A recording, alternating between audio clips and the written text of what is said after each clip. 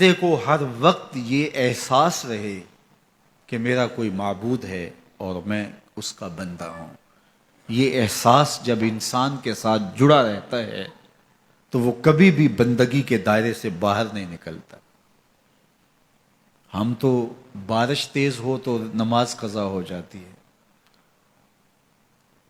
ہم تو رات دیر سے شادی سے پہنچے ہیں اور سحری کے وقت ہم گھر آئے ہیں جی تو اس لیے آج فجر قضا ہو گئی. عید کا رش تھا اور گاہک بے تحاشا تھے، عصر کی نماز اس لیے قضا ہو گئی.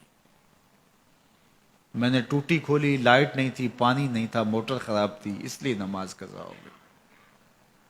ہمارے تو یہ معاملے ہیں. اور وہاں دشمن مقابلے میں کھڑا ہے، 3 دن کی پیاس ہے، خیموں سے تسبیح و تحلیل کی آوازیں آ رہی ہیں. فجر کا وقت ہوا تو علی اکبر اذان دے رہے ہیں. کربلا کے صحرا نے وہ اذان سنی. کائنات میں ایسی اذان کسی نے نہیں دی ہوگی جو شہزادہ علی اکبر نے کربلا کے ریگزاروں پہ کھڑے ہو کر دی. کربلا کا ذرہ ذرہ آج بھی اس اذان کا گواہ ہے جو شہزادہ علی اکبر شبیہ رسول نے کربلا کی چھاتی پہ کھڑے ہو کے اللہ اکبر کی صدائے دل نواز بلند کی. امامت حضرت امام حسین کرواتے ہیں. فجر کی نماز ادا ہوتی ہے ریت کے مسلوں پہ. بندے کے ساتھ یہ احساس جڑا ہو کہ میں کسی کا بندہ ہوں اور میرا کوئی معبود ہے، یہ جڑا ہوا احساس انسان کو بندگی کے دائرے سے کبھی باہر نہیں جانے دیتا. گھوڑے کی زین سے فرش زمین پر جب حضرت امام حسین آ رہے ہیں تو بدن زخموں سے چور تھا، لخت لخت کٹا ہوا تھا، بدن سے خون نچڑ رہا تھا. محتاط روایات کے مطابق جب آپ کا پیراہن اتارا گیا 122 سوراخ تیروں کے تھے، 33 زخم تلواروں کے اور 34 گھاؤ نیزوں کے. اس حالت کے اندر گھوڑے کی زین سے کوئی فرش زمین پہ گرے، بخار کی تیزی ہو تو نمازیں چھوٹ جاتی ہیں. یہاں اتنے زخم، بہت ساری برچیاں بدن میں ٹوٹ گئی تھیں، لخت لخت سے خون بہ رہا تھا، لیکن حسین ابن علی آتے ہی پیشانی سجدے میں رکھ کے کہتے ہیں سبحان ربی الاعلی. نماز قضا نہیں ہونے دی. دست قاتل نے سر حسین جب کاٹا تو سجدے میں جھکا ہوا تھا. خولی بن یزید آگے بڑھا سر انور کاٹنے کے لیے جب سجدے میں جھکا ہوا تھا، لیکن بدن تھر تھر کانپنے لگا.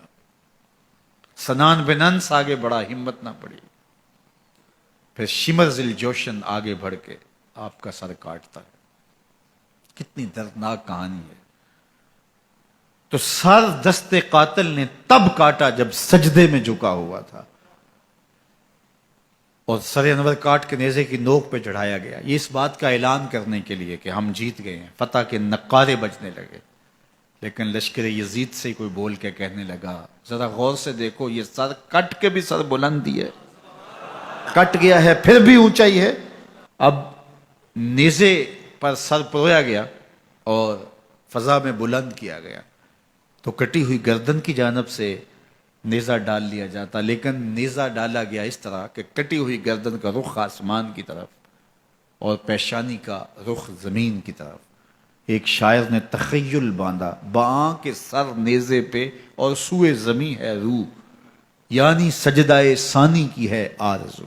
رکعت کے 2 سجدے ہوتے ہیں، ابھی ایک ہوا تھا، سر حسین دست قاتل نے کاٹ لیا.